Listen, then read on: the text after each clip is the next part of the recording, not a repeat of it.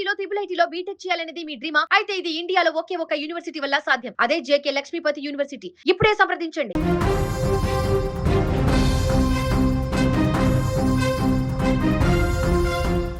Social మీడియాలో మిలియన్ల కొద్దీ వ్యూస్, యూట్యూబ్లో నవ్వుతూ కనిపించే సాంప్రదాయబద్ధమైన కుటుంబం, తమ లైఫ్ స్టైల్తో ఎంతోమందిని ఆకట్టుకున్న పాపులర్ కపుల్. కట్ చేస్తే సీన్ రివర్స్ అయింది. ఆ నవ్వుల వెనుక కోట్ల రూపాయల మోసాల సామ్రాజ్యం ఉందనే షాకింగ్ నిజాలు తెలుగు రాష్ట్రాలతో యూకేలోనూ షేక్ చేస్తున్నాయి. ప్రముఖ యూట్యూబ్ ఛానల్ నందూస్ వరల్డ్ రమానందన, ఆమె భర్త జాగర్లమూడి మధుకర్ చుట్టూ ఇప్పుడు వీసా స్కామ్ ఉచ్చు గట్టిగా బిగుసుకుంది.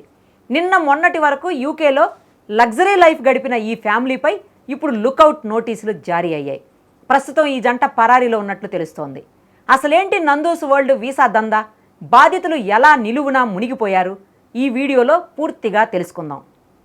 Nandu's world UK visa scam వ్యవహారం ఇప్పుడు తెలుగు రాష్ట్రాల్లో సంచలనంగా మారింది.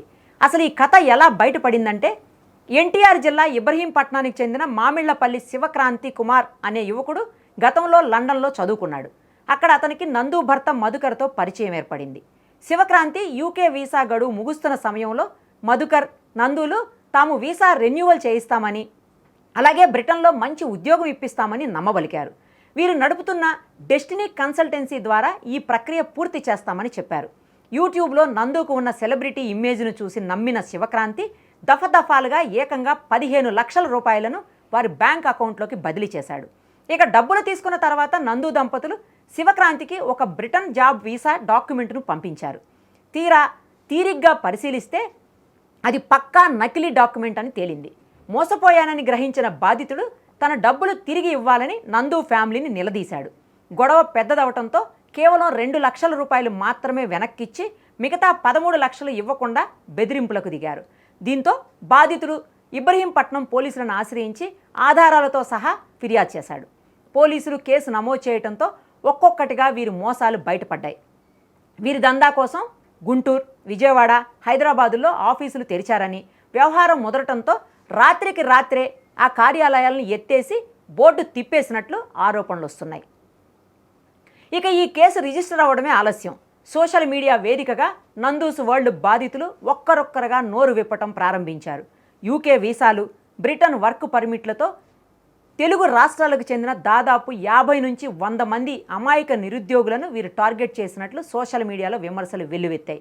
ఒక్కొక్కరి దగ్గర నుంచి 15 లక్షల నుండి 25 లక్షల రూపాయల వరకు వసూలు చేసినట్లు బాధితులు ఆవేదన వ్యక్తం చేస్తున్నారు. ఓవరాల్గా ఈ స్కామ్ విలువ 10 కోట్ల నుంచి 20 కోట్ల రూపాయల వరకు ఉండవచ్చని అంచనా వేస్తున్నారు. అమాయకుల నమ్మకాన్ని పెట్టుబడిగా మార్చుకొని యూట్యూబ్ ఇమేజ్తో వీరు ఈ దందా నడిపించారనే ఆరోపణలు సోషల్ మీడియా ప్రపంచాన్ని షేక్ చేస్తున్నాయి. ఈ కేసు తీవ్రతను గమనించిన ఇబ్రహీంపట్నం పోలీసులు కేసులో మధుకర్ను A1గా, రమానందనను A2గా, మధుకర్ తండ్రి మోహన్ రావును A3గా చేర్చి దర్యాప్తు ముమ్మరం చేశారు. వీరు దేశం విడిచి పారిపోకుండా ఉండేందుకు ఎయిర్పోర్ట్స్లో దొరికిపోయేలా ఇప్పటికే లుకౌట్ నోటీసులు కూడా జారీ చేశారు. ప్రస్తుతం ఈ ఫ్యామిలీ పరారీలో ఉన్నట్లు తెలుస్తోంది. మరోవైపు ఈ ఆరోపణలపై రమానందన తన యూట్యూబ్ ఛానల్ ద్వారా స్పందించింది. తమపై వస్తున్నవన్నీ అబద్ధాలని, వ్యక్తిగత కక్షలతో కొందరు నెగిటివ్ క్యాంపెయిన్ చేస్తున్నారని, తమకు ఎలాంటి కంపెనీలు లేవని బుకాయించే ప్రయత్నం చేసింది. అంతేకాదు, ఈ కేసును కొట్టివేయాలంటూ హైకోర్టును కూడా ఆశ్రయించారు. కానీ పోలీసులు మాత్రం ఆధారాలతో సహా వీరిని అరెస్ట్ చేసేందుకు ముమ్మరంగా గాలిస్తున్నారు. అయితే తన పాపం చిట్టా బయటపడిందని, ఇక తప్పించుకోలేమనే నిజాన్ని గ్రహించిన నందూస్ జంట ప్రస్తుతం పరారీలో ఉన్నట్లు సమాచారం. చూశారుగా, స్క్రీన్ మీద కనిపించే లగ్జరీ లైఫ్ వెనక ఎంతటి మోసాలు దాగి ఉన్నాయో. యూట్యూబ్ ఛానల్లో లక్షల మంది ఫాలోవర్స్ ఉన్నారు కదా అని కళ్ళు మూసుకుని నమ్మితే జీవితాంతం సంపాదించిన డబ్బులు ఎలా ఆవిరైపోతాయో అనటానికి ఈ నందూస్ వరల్డ్ ఘటనే ఉదాహరణ. విదేశీ ఉద్యోగాలు, వీసాల పేరుతో నమ్మించే ఇలాంటి కన్సల్టెన్సీల పట్ల నిరుద్యోగులు, విద్యార్థులు ఎంతో జాగ్రత్తగా ఉండాలో ఈ ఘటనే నిదర్శనం.